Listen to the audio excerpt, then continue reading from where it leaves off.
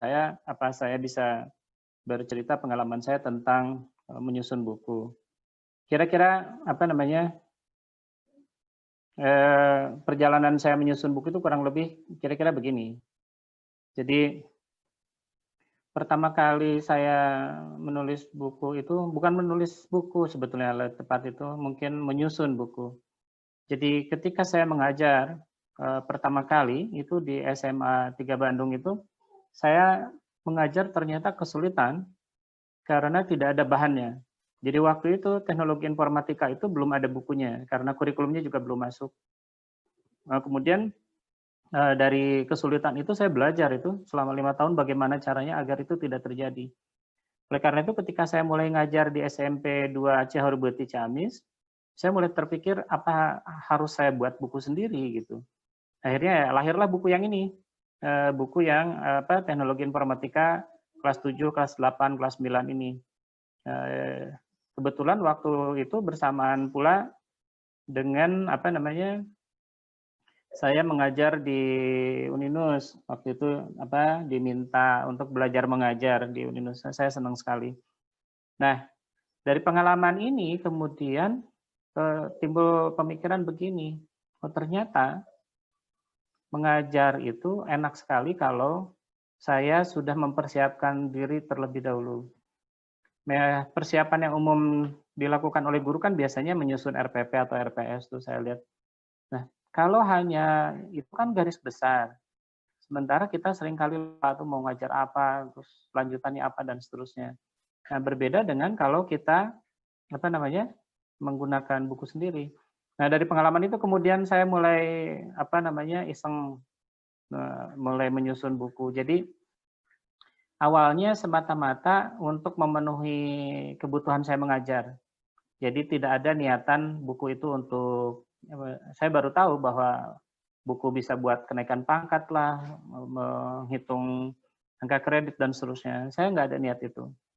Atau misalkan buku untuk dijual belikan ke murid mahasiswa juga saya nggak terpikir untuk itu. Jadi murni karena saya ingin mudah mengajar. Nah, dari perjalanan itu kemudian saya pertama kali ingin mencoba juga apakah yang saya tulis itu layak atau tidak. Tahun 2008 waktu itu saya masuk ikut sayembara menulis buku di Pusbuk. Saya ingin tahu, saya memasukkan 3 buku waktu itu, TIK kelas 7, 8, 9. Nah, dari situ kemudian saya baru tahu ada satu buku saya nggak masuk tuh kelas 9. Kelas 9 nggak masuk. Saya aneh juga kenapa nggak masuk. Terus sesudah saya lihat di konsiderannya dinyatakan bahwa buku kelas 9 saya itu tidak layak karena jumlah halamannya kurang. Dari situ saya baru tahu bahwa ternyata buku untuk mengajar itu ada jumlah halaman. Sesuatu yang awalnya saya nggak terpikir bahwa itu sesuatu yang penting gitu. Nah dari situ ya lumayan juga jadi pengalaman. Oh, ternyata begitu. Tahun 2010 saya masukin lagi. Waktu itu bukunya judulnya Sumbangan Matematika untuk Dunia Islam. Kalau yang tadi sebelumnya itu buku bahan ajar, yang tahun 2010 saya memasukkan buku yaitu buku istilahnya itu penunjang. Jadi buku penunjang itu buku yang menunjang pengajaran kita masih di dalam bidang tetapi tidak ada di dalam kurikulumnya. Waktu itu saya menulis buku untuk SMA dan Madrasah Aliyah. Nah, dari pengalaman itu saya kemudian terus-menerus menulis. Menulis buku itu ternyata yang paling sering jadi bahan cemoohan sekarang adalah karena dianggap tidak istilahnya tidak kekinian. Karena saya orang sekarang tuh menulis artikel di jurnal ilmiah. Nah, saya sebagai orang manajemen berpikir begini, kalau semua orang bertarung habis-habisan di kolam yang sama, artinya semua orang menulis artikel jurnal, padahal jurnal itu terbatas, padahal tema itu terbatas dan seterusnya. Lalu siapa yang menulis buku? Kemudian saya lihat ada terjadi kelangkaan buku di pasaran. Buku itu buku-buku lama, hampir di semua bidang ilmu. Makanya kemudian begitu saya masuk ke UIN, yang pertama kali saya lakukan ya saya meneruskan kebiasaan lama. menulis buku yang apa namanya dibutuhkan untuk saya mengajar. Nah, kebiasaan itu saya teruskan sampai sekarang. Ini kira-kira perjalanan buku-buku yang sudah diterbitkan dan beri ISBN. Nah, yang jadi masalah kemudian, saya mengajar juga di universitas terbuka, di Fakultas Ilmu Politik dan Fakultas Ekonomi. Di sana tidak ada istilah buku, tidak ada istilah buku ajar, yang ada itu modul. Dari situ kemudian saya belajar juga, apa itu modul dan apa itu bahan buku ajar yang selama ini saya tulis. Ternyata modul itu adalah buku TIK yang saya buat dulu itu, yang ini. Yang tahun 2008 itu. Itulah modul. Jadi itu bukan buku ternyata. Jadi dalam definisi di pusat perbukuan, buku yang saya tulis tahun 2008 itu ternyata modul. Apa bedanya? Modul itu buku yang tujuan utamanya adalah agar ada kemandirian para pembelajar untuk belajar sendiri. Oleh karena itu kemudian bukunya harus dilengkapi oleh segala hal yang dibutuhkan untuk siswa atau mahasiswa kita belajar sendiri, gimana caranya seperti itu. Makanya kemudian bedanya, jika pada buku ajar itu latihan itu tidak ada kunci jawaban, di modul itu wajib ada kunci jawaban. Jadi modul itu si peserta didik itu harus betul-betul kalau dia nggak belajar langsung sama gurunya apa yang harus dilakukan. Kira-kira begitulah. Karena kalau dijelaskan secara mendetail juga terlalu lama. Berikutnya, orang juga sering mempersamakan antara buku ajar dengan buku teks. Itu padahal agak berbeda juga. Tetapi secara sederhana sebetulnya buku ajar itu mirip dengan modul. Mirip tidak berarti sama, tetapi mirip. Nah, yang paling mudah untuk membayangkan buku ajar itu, lihatlah buku-buku pendidikan dasar dan menengah. Itulah buku ajar. Buku teks itu adalah buku-buku yang ada di universitas. Cara gampangnya, buku teks itu tidak ada kesimpulan, tidak ada latihan soal, dan sejenis itulah kira-kira. Jadi tidak diperlukan untuk mengumpan balik para pembaca. Jadi kalau buku ajar itu lebih detail dan mirip dengan mirip dengan modul, walaupun tidak sama persis. Nah, kalau misalkan kita perhatikan, kemarin Kang Usep tanya, jadi sebetulnya kalau kita ingin menyusun buku itu gimana ceritanya? Saya sendiri sebetulnya menyusun buku tidak dengan teori yang banyak karena saya juga tidak mempelajari itu. Saya ingat pertama kali saya memahami menulis itu ketika ada ospek, nyebutnya? Dulu saya nyebutnya ospek. Ospek ketika ngambil S2 Matematika di UPI. Saya masuk ke UPI S2 Matematika itu tahun 2007. Waktu itu Prof. Shihab menanyakan pertanyaan yang bagus sekali itu. Katanya menulis itu apa? Gitu. Semua orang membuat di kelas waktu itu menjelaskan dengan begitu banyak teori itu, apa definisi segala macam. Ternyata Prof. Shihab begini, menulis itu ya proses nulis, selesai katanya. Jadi kalau misalkan harus berpikir dulu segala macam dulu, menulis itu nggak akan jadi kata dia. Jadi kalau misalkan kita lihat kebutuhan kita tadi, kebutuhannya kan sederhana. Kita mau ngajar, harus ada bahan ajar yang akan menjadi panduan buat kita dan buat murid atau mahasiswa kita. Maka dari situ kemudian saya memahami, pertama yang penting dalam menulis buku itu ada niat dulu deh, bikin buku gitu. Udah gitu tentukan jenis bukunya, apakah modul, apakah buku ajar, dan seterusnya. Sesuai dengan kebutuhan. Kalau di universitas ya sesuaikan, tetapi saya sih lebih sering menggunakan buku itu saya buku ajar. Buku teks hanya untuk menuliskan buku yang sumber awalnya dari penelitian saya. Jadi kalau awalnya dari penelitian, saya menulis buku teks karena betul-betul pure mengikuti alur logika keilmuan.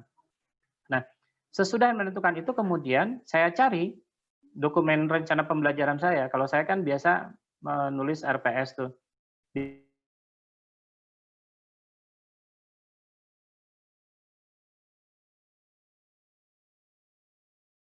Jadi saya bawa makalah sekitar 12 halaman lah kira-kira. Jadi 12 halaman itu saya akan mengajarkan apa aja tuh saya tulis dulu. Nah, jadi sesudah RPP itu jadi makalah. Makalah yang apa yang mau diajarkan selama berapa menit di kelas itu.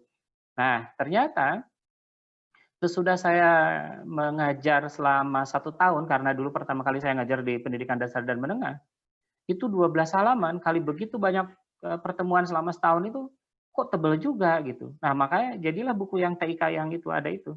Kalau sekarang karena di universitas 1 semester ya, berarti 12 halaman itu kali jumlah pertemuan yang 15 pertemuan. Nah, ternyata itu buku. Apapun istilah bukunya, saya nggak peduli. Terus terang aja Kang Usep, saya nggak begitu peduli, Ibu Bapak, saya nggak begitu peduli orang mengistilahkan buku saya apa. Apa mau disebut modul, mau disebut buku ajar, buku teks, terserah. Yang penting saya paham, saya mau mengajarkan apa, dan mahasiswa saya senang karena 2 hal ternyata. Saya ini lucu juga, jadi mahasiswa saya itu senang ketika mereka menggunakan buku yang saya tulis sendiri. Katanya mereka bangga itu karena dosennya menulis buku. Nah, mereka bangga kenapa? Karena tidak ada kebudayaan menulis buku. Jadi kebudayaan menulis buku itu relatif tidak apa ya, tidak jadi gitu di kita itu. Jadi dosen-dosen relatif tidak menulis buku, tetapi menggunakan buku orang lain. Baik-baik saja sih, setiap orang kan punya gaya mengajar masing-masing. Nah, jadi pertanyaan adalah, apa yang boleh dan tidak boleh dalam menulis buku sebagai sumber belajar? Tentu saja ada guidance dari Pusbuk dan Dikti bagi kita yang mengajar di universitas tentang buku yang baik.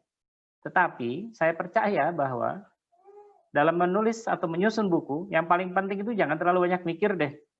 Saya termotivasi oleh teori manajemen yang sedang saya kembangkan. Jadi dalam mengelola sesuatu, terlalu banyak berpikir itu berbahaya. Karena kemudian relatif tidak mengerjakan apa-apa.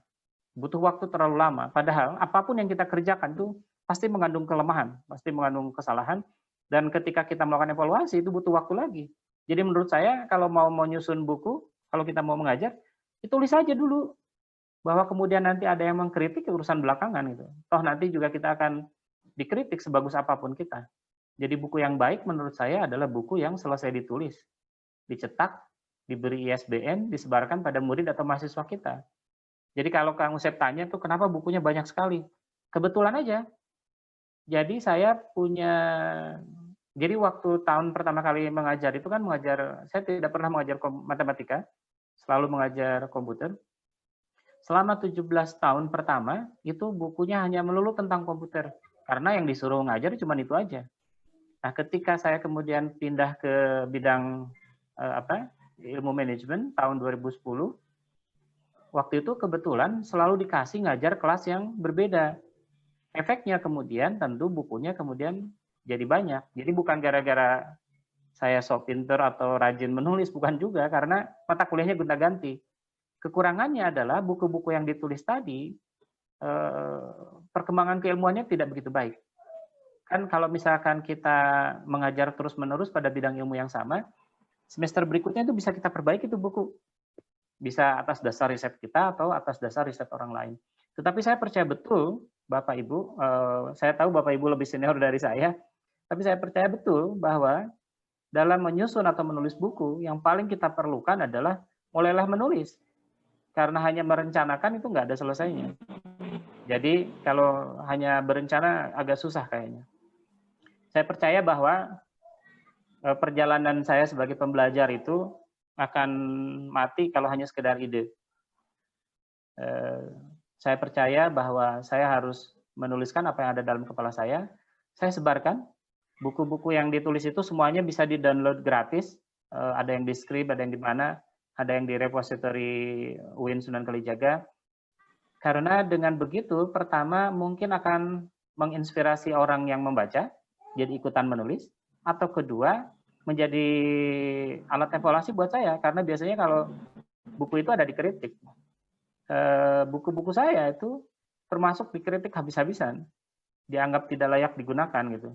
Bahkan saya tantang waktu itu dalam sebuah rapat besar, pertemuan hampir semua dosen, ada yang mengatakan bahwa buku saya tidak layak digunakan di universitas dan tidak layak dipakai oleh mahasiswa, sehingga buku saya itu dilarang dikutip oleh mahasiswa, baik itu di dalam menyusun skripsi, tesis, atau disertasi.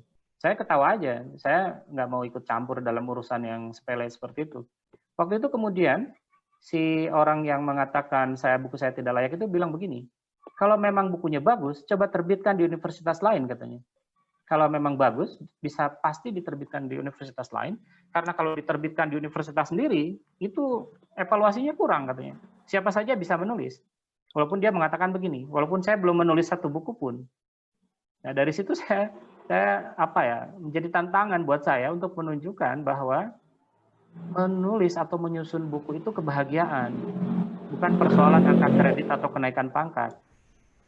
Kemudian saya mulai mencari penerbit, dan buku saya yang 2 terakhir itu diterbitkan hanya yang ini, buku yang ini, yang 2 terakhir, rasio laporan keuangan dan manajemen lembaga keuangan syariah, itu terbit hanya sekitar 2 bulan sesudah tulisan saya dimaki-maki di depan banyak orang itu.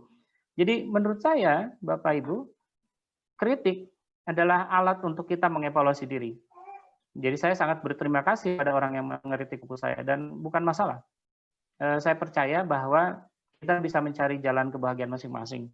Buat saya, mahasiswa saya senang ngelihat saya menulis buku, mereka menggunakan buku saya.